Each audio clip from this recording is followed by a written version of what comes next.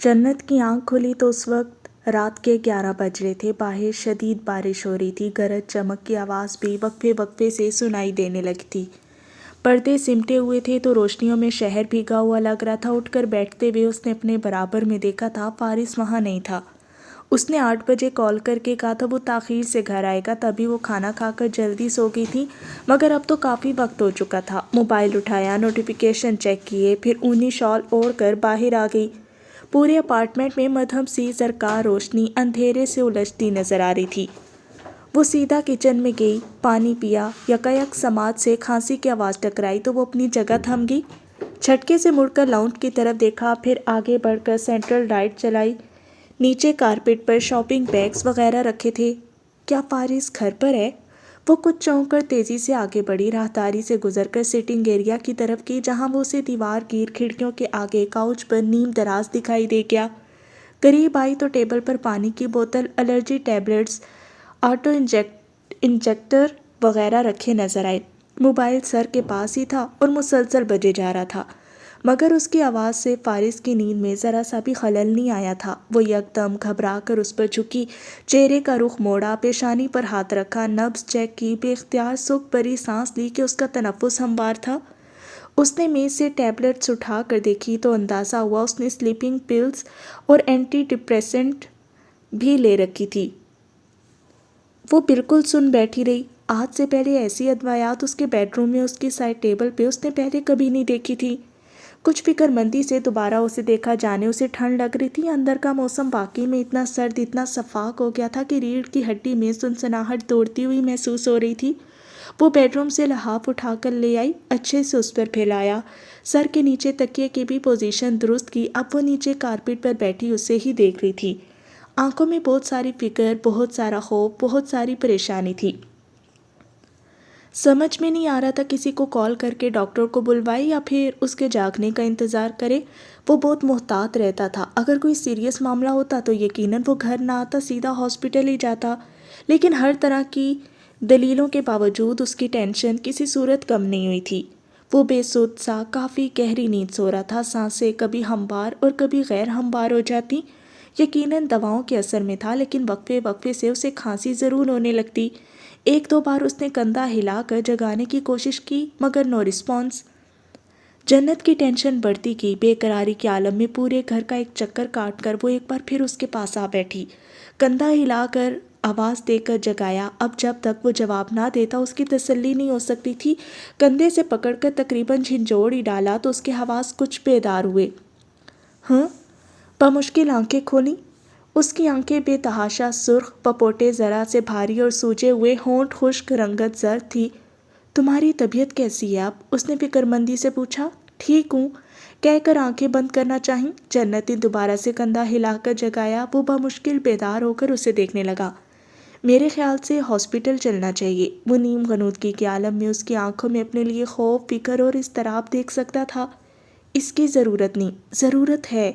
परेशान होकर उसका मोबाइल उठा लिया। हाथ कब कपा रहे थे, फारिस ने उसके हाथ से मोबाइल ले लिया। जन्नत, मैं ठीक हूँ, तुमसे बात तक नहीं की जा रही। वो रो देने को थी।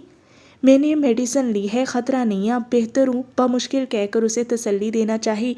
इस ख्याल से कि वो उसकी वजह से परेशान हो रही थी वो खुद भी बेचैन हुआ था। सुबह तक ठीक हो जाऊँगा, उसने कहा, मगर जन्नत के इज़्तिराब में कमी नहीं आई थी। तुम ऑटो इंजेक्टर इस्तेमाल कर लो, वो अपनी कहे जा रही थी। पिछली बार वो मौत के मुंह में जाते जाते बामुश्किल बचा था, उसकी परेशानी बचा थी।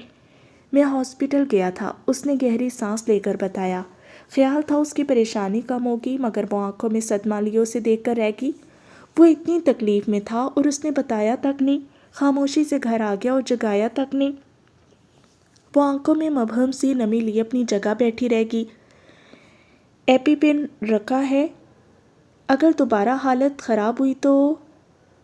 उसने ऑटो इंजेक्टर की तरफ इशारा किया, ये जाने बगैर कि उस वक्त वो उसकी किसी भी बात से मुतमईन होने के बजाय मज़ीद अज़ियतों में घिर गई थी। अपने हिसाब पर काबू पाते हुए जन्नत ने गहरी सांस ली, हर तरह की मनफी ख्याल को झटक दिया, अपनी उस कैफियत से बाहर निकल आई। तुम्हें अपना प्रॉपर इलाज करवाना चाहिए। अब वो ऑटो इंजेक्टर हाथ में लिए उसकी तरफ रुख किए। कालीन पर आलती पालती मारे बैठी थी, मुहतात होकर, उसकी परवाह न करने का तहैया करके, उसकी तकलीफ में मुकम्मल मुब्तला होकर।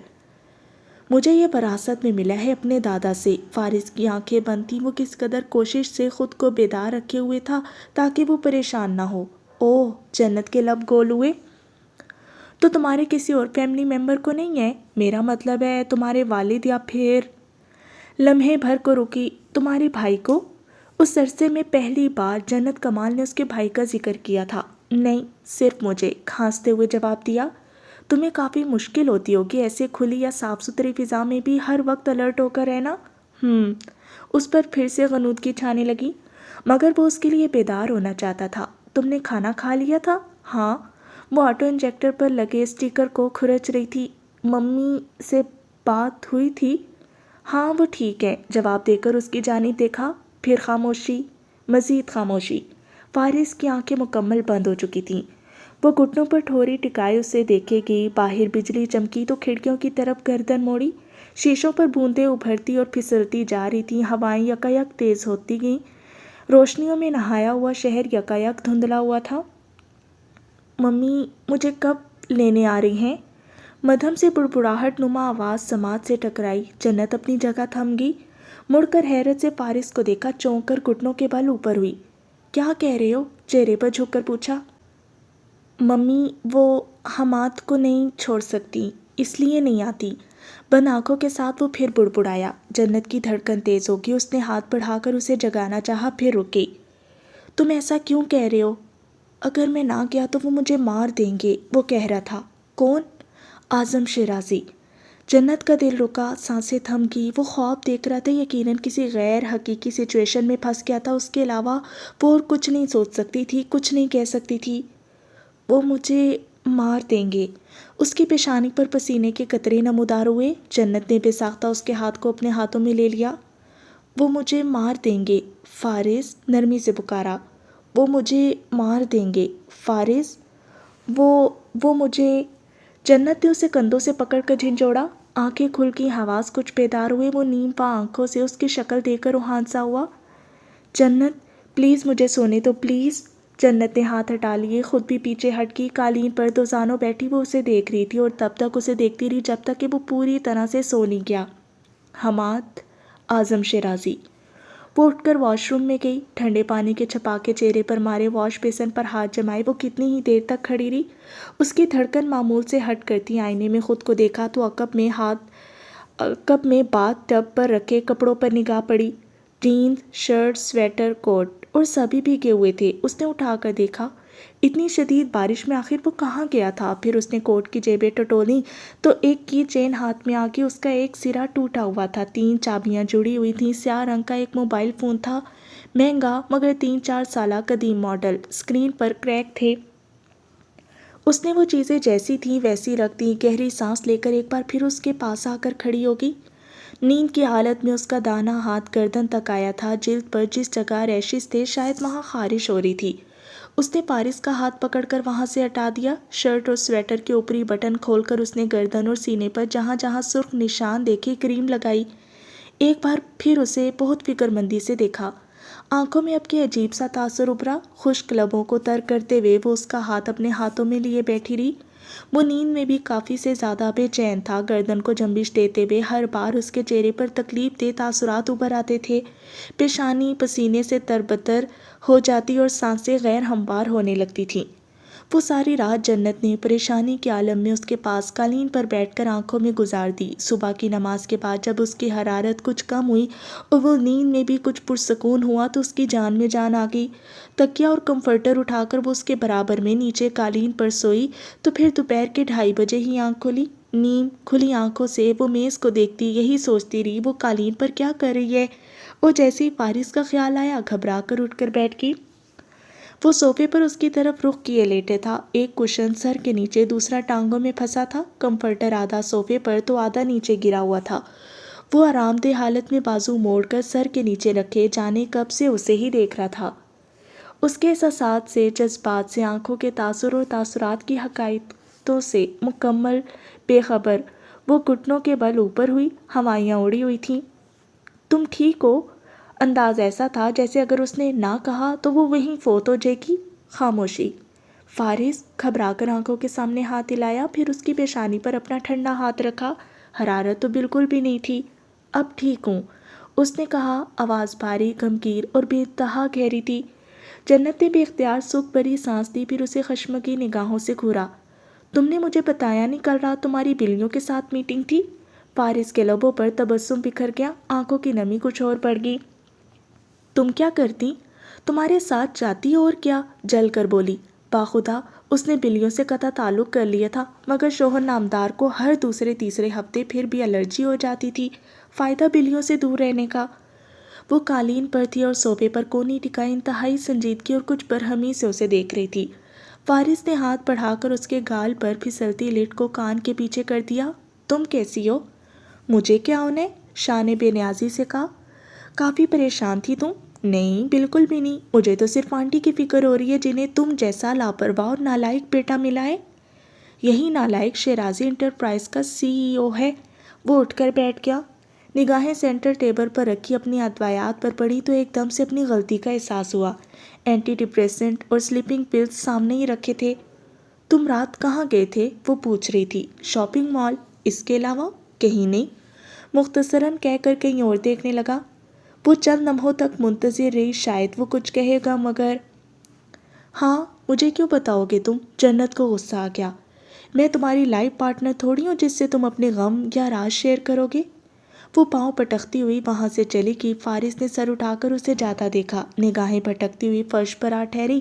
وقت گزر گیا تھا، زخم بھر گئے تھے، درد پھر بھی اٹھ رہا تھا، سر سے، بازو سے، پیٹ کے داہنے حصے سے بھی، ہاتھ بھی زخمی تھے، روح بھی مجروح تھی۔ وہ اسے کیا بتائے اور وہ اسے کیا دکھائے؟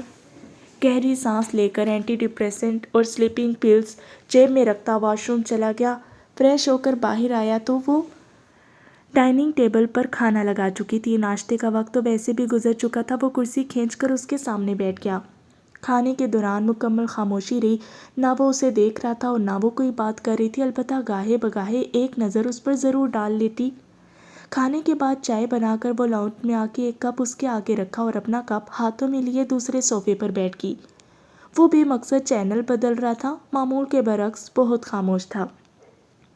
چائے ٹھنڈی ہو جائے گی، اس نے کہا تو ٹرے قریب کرتے ہوئے اس نے پانی کا گلاس اٹھا لیا، اپنی ٹیبلٹس منہ میں رکھتے ہوئے پانی پیا۔ اسے فارس کی خاموشی پر غصہ آنے لگا۔ اس کے ہر معاملے پر نظر رکھ کر وہ اپنے سبھی معاملات سے اسے بے خبر رکھے ہوئے تھا، اور یہ نہیں کہ کوئی بات شیئر کر لے۔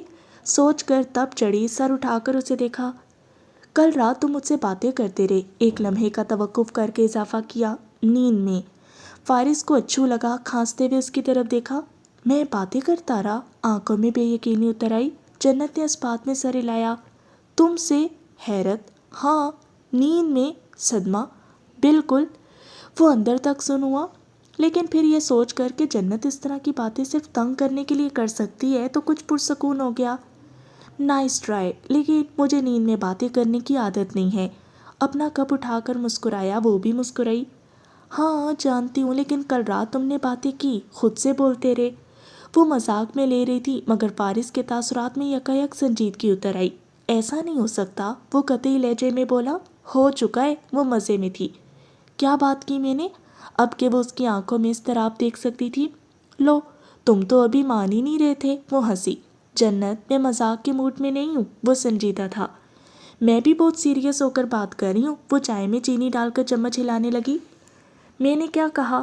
کچھ ایسا جو پہلے کبھی نہیں کہا، وہ اس کی کیفیت سے محسوس ہو رہی تھی۔ فارس نے گھور کر اسے دیکھا۔ میں بھلا تمہیں کیوں بتاؤں؟ جواباً اس نے اور زیادہ گھورا۔ تو پھر کسے بتاؤ گی؟ ڈاکٹر بخاری کو، اور کسے؟ ڈونٹ یو ڈیئر، اس نے کپ رکھ دیا۔ جنت کے چہرے پر کئی طرح کے مسرت بھرے رنگ بکھرے۔ اتنے دنوں سے وہ اسے تنگ کر رہا تھا، بالآخر آج وہ اسے جذب کرنے میں کامیاب ہو ہی گئی۔ مجھے ڈاکٹر بخاری نے کہا تھا اگر میں تمہارے بیہیویئر میں کسی بھی طرح کا بدلاؤ دیکھوں یا کسی بھی میڈیسن کے استعمال کے بعد کچھ بھی تبدیلی محسوس کروں تو انہیں ضرور آگاہ کروں۔ میں تھکا ہوا تھا، مجھے الرجی بھی ہوئی، اگر دواؤں کے زیر اثر کچھ کہہ بھی دیا تو کیا ہو گیا؟ کچھ بھی نہیں ہوا۔ کیا میں نے کوئی اعتراض کیا؟ وہ مزے سے چائے کے گھونٹ لے رہی تھی۔ جنت، وہ اچھا خاصا چڑ گیا۔ جو بھی بات ہوگی ڈاکٹر بخاری سے ہوگی، اس نے ہاتھ اٹھا کر اعلان کیا۔ تم جانتی ہو وہ ممی سے رابطے میں رہتے ہیں۔ وہ صحیح معنوں میں اسے پریشان نظر آیا تھا۔ نہیں، میں بالکل نہیں جانتی۔ وہ اسے تنگ کر کے بہت خوشی محسوس کری تھی۔ وہ اپنی جگہ سے اٹھ کھڑا ہوا۔ میرے لیے یہ بہت سیریس بات ہے، پلیز۔ وہ از حد سنجیدہ تھا۔ تم ڈر کیوں رہے ہو؟ میں ڈر نہیں رہا، وہ کچھ کہتے کہتے رکا۔ تمہیں مجھے جگانا چاہیے تھا، نہ کہ اس طرح مجھے سنتی رہتی، اس نے جھڑک دیا۔ جگایا تو تھا، تم نے مجھے ڈانٹ دیا آگے سے۔ وہ آنکھوں میں اضطراب لیے کھڑا رہ گیا۔ اور اگر سن بھی لیا تو کیا ہو گیا؟ اس نے لہجے میں نرمی سمو کر معصومیت سے پلکیں جھپکائیں۔ فارس کے لب بھنج کے آنکھوں میں ناراضگی اتر آئی۔ پیشانی پر ڈھیر سارے بل لیے وہ لاؤنج سے چلا گیا۔ چائے تو پی لو۔ وہ اٹھ کر تیزی سے اس کے پیچھے آئی، مگر کوئی بھی جواب دیے بغیر اس نے بیڈ روم کا دروازہ غصے سے بند کر دیا تھا۔ جنت اپنی جگہ کھڑی رہ گئی تھی۔ فارس وجدان اس سے ناراض ہو چکا تھا۔ پیکنگ کے دوران اس کے آگے پیچھے پھرتے ہوئے اس نے بات کرنے کی کوشش کی تو اس نے کوئی جواب نہیں دیا۔ تیاری کرتے ہوئے بارہا مخاطب کر رہی تھی، مگر وہ تو ایسا ہو گیا جیسے کچھ سن ہی نہ رہا ہو۔ کھانے کی میز پر بھی تحاق خاموشی تھی۔ اب وہ وہی خڑوس، مغرور اور بد مزاج فارس تھا، پرانے والا۔ جنت حیران تھی، آخر اسے ہوا کیا تھا؟ ایسی کون سی بات تھی جو اسے بری لگی تھی؟ اچھا ٹھیک ہے، کسی کو کچھ نہیں بتاؤں گی۔ خاصی سوچ بچار کے بعد ذرا سا احساس ہوا تو کہہ دیا۔ گاڑی ایئرپورٹ کی جانب رواں دوا تھی۔ وہ اپنی نشست پر اس کے برابر میں بیٹھی تھی۔ پورے پاکستان کو بتاؤ میری بلا سے، ایک شان اور تمکنت سے براجمان وہ کروفرڈ سے کہہ کر باہر دیکھنے لگا۔ جنت حیران ہوئی، واقعی؟ پھر کندھے اٹھا کر اس نے بھی رخ بدل لیا۔ لندن کے ہیتھرو ایئرپورٹ پر عدیل احمد نظر آیا تو چھوٹتے ہی پوچھ لیا، مسٹر عدیل، کیا آپ کسی ایسے انسان کو جانتے ہیں جو نیند میں باتیں کرتا ہو؟ سوری، عدیل کو جنت کمال کی بات خاک سمجھ میں نہ آئی۔ مطلب جو نیند میں باتیں کرے، میں ایک کو جانتی ہوں۔ ہاتھ سے اپنی طرف اشارہ کیا، یوں جیسے بڑے اعزاز کی بات ہو۔ فارس نے غصہ دباتے ہوئے جنت کو بازو سے پکڑ کر دائیں طرف کھڑا کیا۔ باز آ جاؤ تم۔ نہیں، باز آسمان پر ہی ٹھیک ہے، اسے نیچے مت بلاؤ تم۔ وہ بڑے مزے میں تھی۔ اینڈ بائی دا وے، تم نے خود مجھے کہا سب کو بتا دو، اب کیا مسئلہ ہے؟ وہ ضبط کر کے جھٹکے سے پلٹ گیا۔ ایئرپورٹ کے ویٹنگ ایریا میں اس نے انتہا کر دی۔ قریب بیٹھے کسی سوٹڈ بوٹڈ آدھے انگریز آدھے پاکستانی انکل سے سلیپ ٹاک کا موضوع چھیڑ دیا۔ وہ بتا رہے تھے کہ کیسے ان کے عزیز نیند میں چلا کرتے تھے اور کیسے وہ ایک بار گھر سے باہر نکل گئے تھے اور وہ بہت حیران و پریشان ہو رہی تھی۔ کیا واقعی انکل ایسا ہی ہوتا ہے؟ او میرے اللہ، اچھا پھر کیا ہوا تھا؟ وہ سیٹ آرام پر کونی ٹکائے،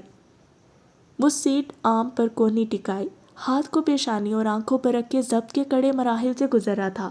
انکل صاحب سے گفتگو ختم ہوئی تو محترمہ کو بھوک لگی۔ بیگ سے چپس کا پیکٹ نکالا، فارس کو آفر کی تو وہ اچھا خاصا جلا بھنا بیٹھا تھا، رسپانس تک نہ دیا۔ وہ کندھے اٹھا کر رخ بدل گئی۔ چپس کے چند پیکٹ، چاکلیٹس، بسکٹ نکال لیے۔ وہ مزے سے کھا رہی تھی تو سامنے بینچ پر بیٹھے بچے اس پر سنجیدگی سے نظر جمائے ہوئے تھے۔ بیگ تھا یا کوئی جادوئی تھیلا، چیزیں ختم ہی نہیں ہو رہی تھیں۔ اسی دوران ایک ننھی سی بچی نظروں میں آ کے، اس کے پیروں میں پھولوں جیسے جوتے تھے۔ جب وہ قدم اٹھاتی تو سرخ روشنی سی بکھرتی تھی۔ ہم بھی ایسے جوتے لیں گے، فارس کی جانب جھک کر کہا۔ وہ موبائل پر کچھ لکھ رہا تھا، سر اٹھا کر دیکھا، پھر دیکھتا ہی رہا۔ بچی نے نیا چلنا سیکھا تھا، فراک میں تو کوئی کھلتا ہوا پھول ہی لگ رہا تھا۔ ٹھیک ہے، ہم یہی لیں گے۔ وہ منظر دیکھ کر اس کا موڈ خوشگوار ہو گیا۔ میں صرف اپنی بات کر رہی ہوں۔ محترمہ کو ہوش آیا تو پھر سے ٹوکا، یہ ہم اب صرف تم ہو؟ اب کے کڑی نظروں سے اسے گھورا۔ وہ اسٹرا دانتوں میں دبائے رخ بدل کی۔ فارس کی نگاہیں کافی دیر تک اس بچی کے تعاقب میں رہیں۔ تمہیں لگتا ہے جب ہمارا بیبی آئے گا تو ہم الگ ہو سکیں گے؟ اس نے کہا۔ جنت نے چونک کر اسے دیکھا، اسٹرا منہ میں ٹھہر گیا، اندر تک خاموشی چھا گئی۔ تم میں ایسا کرنے کی ہمت آ سکتی ہے، مجھ میں تو بالکل بھی نہیں۔ وہ سچ کہہ رہا تھا، وہ جتنا ہی مضبوط تھا اپنی اولاد کے لیے اتنا ہی کمزور ہو سکتا تھا۔ تم مجھے پریشان کر رہے ہو۔ جنت کی آنکھوں میں نمی اتر آئی، آنکھیں، ناک، گال سرخ ہونے لگے۔ او گاڈ، کیا ہو گیا ہے؟ وہ صحیح معنوں میں گھبرایا تھا۔ میں نے تم سے یہ تو نہیں کہا میں اسے تم سے چھین لوں گا؟ میں یہی سمجھی ہوں۔ وہ رو پڑی۔ تم غلط سمجھی ہو، فار گاڈ سیک، رونا بند کرو، لوگ ہمیں دیکھ رہے ہیں جنت۔ ہاں تو دیکھنے دو، انہیں پتہ چلنا چاہیے تم کتنے برے ہو۔ وہ اٹھ کر اپنی پشت پر ہاتھ باندھے اس کے آگے کھڑا ہو گیا تھا تاکہ کسی کو یہ پتہ نہ چلے وہ کتنا برا ہے۔ وہ اس کی اس حرکت پر سیخپا ہو گئی۔ ہاں، چھپ کر روتی رہوں، کوئی پرواہ نہیں، یہ نہیں کہ دو لفظ تسلی کے بول دو، پست آواز میں شکوہ کیا۔ وہ قدرے حیرت سے اس کی طرف مڑا۔ اب میں تم سے کیا کہوں؟ برابر میں بیٹھ کر پوچھا۔ یہی کہ میرے بچے کو پورا کا پورا اپنے پاس رکھ لینا، میں ہفتے میں 1 دن مل لیا کروں گا، یا پھر یہ کہ خلا کے لیے جو وکیل چاہیے وہ میں ہائر کر دوں گا۔ وہ لمحے بھر کے لیے تھمی، اندر ہی اندر اور رونا آیا۔ خبردار، جو مجھ سے تم نے بات بھی کی تو۔ اپنا بیگ پیک اس کی گود میں پٹک کر دوسرے بینچ پر جا بیٹھی فارس گہری سانس لے کر رہ گیا۔ سارے مرد ایک جیسے ہوتے ہیں، آنسو صاف کرتے ہوئے وہ بڑبڑائی۔ ہاں، مگر آپ کے والا تو خوبصورت بھی بہت ہے۔ آنٹی جی نے کتاب سے نظر ہٹا کر اینک آگے پیچھے کر کے اس کے والے کو بغور دیکھتے ہوئے تبصرہ کیا۔ غالباً وہ کافی دیر سے ان کی چیخ چیخ ملاحظہ فرما رہی تھی۔ شوہر ایسا ہو تو بیوی کو کیا خاک سکون کی نیند آتی ہوگی؟ یہ تو آپ نے بالکل ٹھیک کہا، ان کی بات سمجھے بغیر اس نے اپنی کہی۔ گڈ لکنگ مردوں کی بیویوں کو بہت زیادہ محتاط رہنا چاہیے۔ جنت کا منہ کھلا، بات تو جیسے اب سمجھ میں آئی۔ کوئی گڈ لکنگ نہیں ہے وہ، تڑپ کر کہا۔ آنٹی جی نے اب کے اینک ناک پر کھسکا کر اسے گھورا۔ بھلا یہ کیسی بیوی تھی جس سے اپنے شوہر کی تعریف برداشت نہیں ہو رہی تھی؟ نظر رکھا کرو اس پر، ماؤں کی طرح نصیحت کی۔ مجھے نہیں رکھنی کوئی نظر وزر۔ بگڑ کر سینے پر بازو باندھے ٹانگ پر ٹانگ رکھی۔ کرتا ہے تو کر لے دوسری تیسری چوتھی شادی۔ رونے کے باعث محترمہ کی آنکھیں اور ناک سرخ ہو رہی تھی۔ آنٹی جی کو اس کی خود سری پر غصہ آ گیا۔ یہ آج کل کی نوجوان نسل، برداشت تو ہے ہی نہیں ان میں۔ لو بتاؤ، دوسری تیسری چوتھی شادی، یہ بھی کوئی کہنے کی بات ہے؟ اور کل کو اگر دوسری تیسری چوتھی آ گئی تو لگ پتہ جائے گا۔ آنٹی کو برہمی دیکھ کر وہ ذرا مدھم پڑی۔ ابھی تو اس نے یہ نہیں بتایا تھا کہ وہ ماں بننے والی ہے، اور یہ بھی کہ وہ کورٹ میں جا کر خلا لے گی، پھر شاید وہ جوتا ہی اتار لیتی۔ فارس کو مکمل نظر انداز کیے وہ ان سے باتیں کرنے لگی۔ آنٹی کے پاس بہت سے مفت مشورے تھے۔ انہوں نے ہاتھ تھاما اور شوہر کو مٹھی میں کرنے کے گر سکھانے لگی، اور گر سکھاتے سکھاتے اپنی نند اور جٹھانی کے قصے چھیڑ کر بیٹھ گئیں۔ جنت ان کی خاندانی سیاست اور مسئلوں میں ایسی الجھی کہ فارس کے ساتھ اپنی لڑائی، غصہ، ناراضگی سب بھول بھال گئی۔ اس کا ہرے رنگ کا بیگ پیک اپنے گھٹنے پر رکھ کے فارس نے بے ساختہ سکھ بھرا سانس لیا۔ 15 منٹ بڑے سکون سے گزرے۔ اعلان ہوا تو وہ اٹھ کر اس کے پاس آیا۔ میرا تو 4th منتھ چل رہا ہے۔ وہ سارے حال احوال یوں دے رہی تھی جیسے کئی سالوں کی شناسائی ہو، اور آنٹی جی بھی تسبیح کے دانے گھماتے ہوئے یوں خوش ہوئیں جیسے وہی نانے بننے والی ہوں۔ پریگنینسی کے حوالے سے بھی نصیحتیں کی جاتے وقت فون نمبرز کا بھی تبادلہ ہوا۔ میں آپ کو بہت مس کروں گی آنٹی، ان سے گلے لگ کر بولی۔ فارس نے آنکھیں گھمائی۔ سرے راہ چلتے کسی سے بھی اس کی دوستی ہو جاتی تھی۔ کاش میری سیٹ آپ کے ساتھ ہوتی۔ ہاں کاش۔ فارس نے ہاتھ پکڑ کر دانت پیسے اور اسے اپنے ساتھ لے جانے لگا۔ صبر نہیں ہے تم میں؟ اسے برا لگا۔ پچھلے 1 گھنٹے سے صبر ہی تو کر رہا ہوں۔ ہاں تو کیا اس میں میرا قصور ہے فلائٹ لیٹ ہوگی؟ سراسر میری غلطی ہے۔ وہ معترف ہوا اور اس کا ہاتھ گرد میں لیے آگے بڑھ گیا۔ وہ محض اسے گھور کر رہ گئی۔ بزنس کلاس کیبن میں نیل کو روشنی کا گمان تھا، پرسکون خاموشی تھی۔ آس پاس بہت سے مسافر نیند کی آغوش میں اتر چکے تھے، بشمول اس کی زوجہ محترمہ کے، تاہم وہ جاگ رہا تھا۔ ٹیبل ٹرے پر لیپ ٹاپ رکھا تھا، اسکرین روشن تھی۔ کچھ بے چینی سے پیشانی مسلتے ہوئے وہ آرام دہ حالت میں براجمان بہت بے چین لگ رہا تھا۔ آنکھوں میں تفکرات کی پرچھائیاں تھیں، دل میں وہموں کا خوف تھا، حالات کی دہشت تھی، ماضی کی وحشت تھی، اور سوال تھے، بہت زیادہ اور مشکل سوال تھے۔ اسے سنبھلنے میں وقت لگا تھا، اب بہت زیادہ وقت لگ رہا تھا۔ کیفیت یوں ہو رہی تھی جیسے وہ وہیں کھڑا ہو۔ اندر بہت شور تھا اور بے تحاشا بے سکونی تھی۔ تم سوئے نہیں؟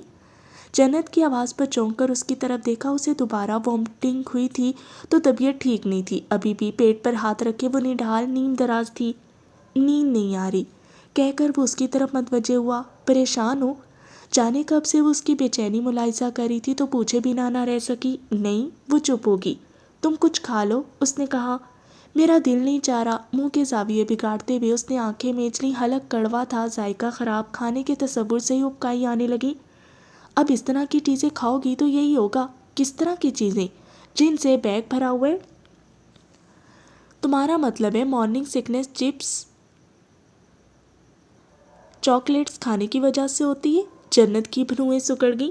تم سے بحث فضول ہے، اس نے فلائٹ اٹینڈنٹ کال بٹن دباتے ہوئے کہا۔ ہاں، لاجواب جو ہوگے اب تو یہی کہوگے، تنک کر بولی۔ کچھ ہی دیر بعد فلائٹ اٹینڈنٹ حاضر ہوئی۔ فارس نے فروٹ پلیٹر میل کا آرڈر دیا جو کہ کچھ ہی دیر میں پیش کر دیا گیا۔ اس کے اصرار اور ایک دو گھوریوں کے بعد وہ نہ چاہتے ہوئے بھی اٹھ کر بیٹھ گئی۔ چاہو تو ہر 5 منٹ بعد ایک بائٹ لو، لیکن یہ ہر صورت ختم ہونا چاہیے۔ اس کی سیٹ کی پوزیشن ایڈجسٹ کرتے ہوئے ٹیبل ٹرے کھول دی۔ ایئر ہوسٹس ایک ایک کر کے اشیاء رکھتی گئی۔ وہ گہری سانس لے کر باہر تاریکی میں دیکھنے لگی، فورک اٹھا لیا، پھر بے دلی سے تھوڑا تھوڑا کر کے کھانے لگی۔ اپنے بالوں میں انگلیاں پھیرتے ہوئے اب وہ سامنے دیکھ رہا تھا۔ لیپ ٹاپ کی سکرین تاریک ہو چکی تھی اور ایسی ہی تاریکی اس کے اندر بھی آ گئی تھی۔ سینے پر بوجھ پڑا ہوا تھا۔ گہری سانس لے کر اس نے اپنی پیشانی مسلی۔ گزشتہ شب والی کیفیت ایک بار پھر اس پر طاری ہو رہی تھی۔ بات سامان کی تھی، اس گھر کی تھی اور گھر کی دیواروں سے جڑی حقائقوں کی تھی۔ شاید اسے وہاں نہیں جانا چاہیے تھا۔ جو دروازے سالوں سے بند تھے انہیں کھولنا نہیں چاہیے تھا۔ ایک منظر ابھرا، پھر دوسرا، تیسرا۔ اس نے آنکھیں میچ کر گردن کے پیچھے دونوں ہاتھوں سے دباؤ ڈالا، پھر پانی کی بوتل اٹھا لی، چند گھونٹ بھرے، پھر جیب سے ٹیبلٹس کا چھوٹا سا پیکٹ نکالنے ہی والا تھا کہ جنت کی آواز سماعت سے ٹکرائی۔ گردیزی صاحب اس دن تمہارے دادا کی بہت تعریف کر رہے تھے، کہہ رہے تھے تمہاری پرسنالٹی بھی ان کے جیسی ہے۔ وہ لمحے بھر کے لیے ساکت ہوا، پھر گردن موڑ کر اسے دیکھا۔ گردیزی صاحب؟ ہاں، وہ جن کے سفید لمبے بال ہیں، اس دن شادی پر بھی تھے، جمال گردیزی۔ وہ سن ہوا۔ مسز سلیمان نے تو اسے نہیں بتایا تھا۔ تو کیا وہ جنت سے ملنے آئے تھے؟ وہ کہہ رہے تھے تمہاری بزنس اسٹریٹجی، تمہارے فیصلے، تمہارا ہر معاملے میں اپنی ٹیم کو لے کر چلنے کا طریقہ لیٹ چیئرمین اعظم شیرازی جیسا ہے۔ یوں لگتا ہے جیسے آج بھی سب وہی ڈیل کر رہے ہوں۔ وہ بہت نارمل لہجے میں بتا رہی تھی، مگر فارس کے اندر سب فنا ہو رہا تھا۔ بظاہر یہ تعریف ایک رائے تھی، اور یہ رائے صرف گردیزی صاحب کی نہیں تھی۔ اس کے حلقہ احباب اور بزنس سوسائٹی میں تقریباً ہر دوسرا شخص یہی کہتا ہوا پایا جاتا۔ مگر حیران کن بات یہ تھی، وہ یہ سب جنت سے سن رہا تھا۔ کچھ غلط ہو گیا تھا یقیناً۔ خطرے کی گھنٹی بج اٹھی۔ گردیزی صاحب کے تصور سے اس کے جبڑے بھنج گئے۔ کیا ایسا ہی ہے؟ وہ پوچھ رہی تھی۔ نہیں۔ اس کا دانا ہاتھ پہ ساختہ گردن تک آیا۔ اس نے ٹائی کی ناٹ ڈھیلی کر دی، کالر کے بٹن بھی کھول دیے۔ وجود میں آگ چل اٹھی تھی، آنکھوں میں دھواں سا بھر گیا، زخم سلگنے لگے تھے، روح جھلس رہی تھی۔ وہ اعظم شیرازی نہیں تھا، وہ اعظم شیرازی جیسا نہیں ہو سکتا تھا۔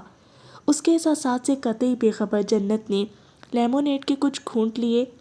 اور کیا کہا؟ وہ سنجیدگی سے پوچھ رہا تھا۔ آنکھوں میں سرخی اتری ہوئی تھی، تاثرات بظاہر سخت نہیں تھے، مگر اندر کی کرختی اس کی آنکھوں سے عیاں ہو رہی تھی۔ اور تو کچھ خاص نہیں، تھوڑی دیر کے لیے آئی تھی اس لیے جلدی چلے گئی۔ او ہاں، پھر جیسے کچھ یاد آیا تو اس کی طرف دیکھا۔ مجھ سے کہنے لگے، you should be very careful of your husband, you don't know him. تمہیں اپنے شوہر سے بہت محتاط رہنا چاہیے، تم اسے نہیں جانتی۔ حملہ شدید اور ضرب کاری تھی، ہمیشہ تبھی پڑتی تھی جب توقع نہیں ہوتی تھی۔ اس کی مٹھیاں بھیج گئی۔ جنت کو مسز سلیمان کے گھر اکیلے بھیج کر اس نے غلطی کر لی تھی۔ پھر یہ کہ میں نے کہا، یہ بات کرنے کے بعد آپ کو میرے ہسبینڈ سے بہت زیادہ محتاط رہنا چاہیے۔ فارس وجدان ششدر سا اسے دیکھ کر رہ گیا۔ فضا کی کشیدگی یکایک کم ہوئی، گھٹن کا احساس ختم ہوا، سانسوں سے بوجھ ہٹ گیا۔ میں نے صرف اتنا کہا، اور وہ ایک دم سے ہنسنے لگے عجیب طرح سے، پھر بولے، ایسی بات فارس کی بیوی ہی کہہ سکتی ہے۔ اس کے بعد وہ زیادہ دیر نہیں رکے۔ سیب کی کاش منہ میں ڈالتے ہوئے سر اٹھایا اور رک گئی۔ فارس اسے دیکھ رہا تھا، بلکہ جھپکائے بغیر وہ اسے دیکھ رہا تھا۔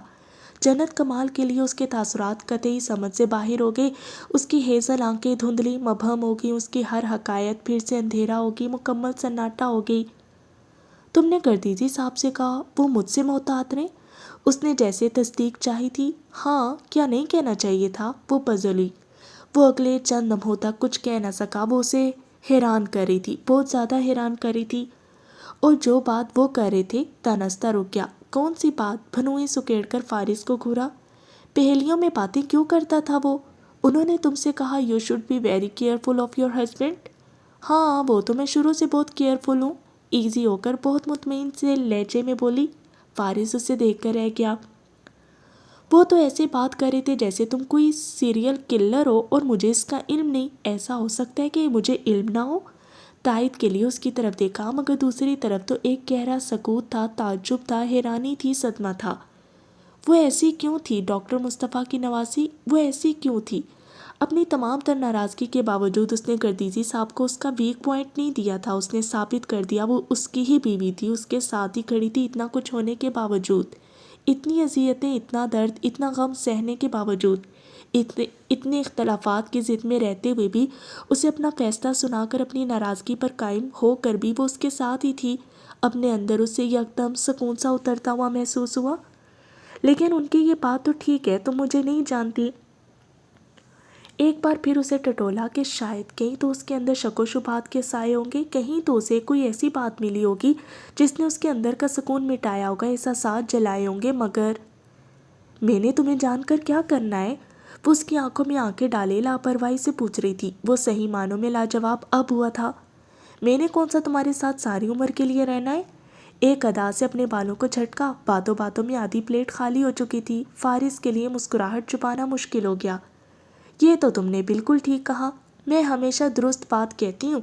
اسے اندازہ ہی نہیں تھا وہ انجانے میں اس کے دل سے کتنا بھاری بوجھ ہٹا چکی تھی۔ اب وہ مزے سے کھا رہی تھی۔ کچھ دیر بعد ہی نگاہوں کی تپش کا احساس کر کے اس کی طرف گردن موڑی۔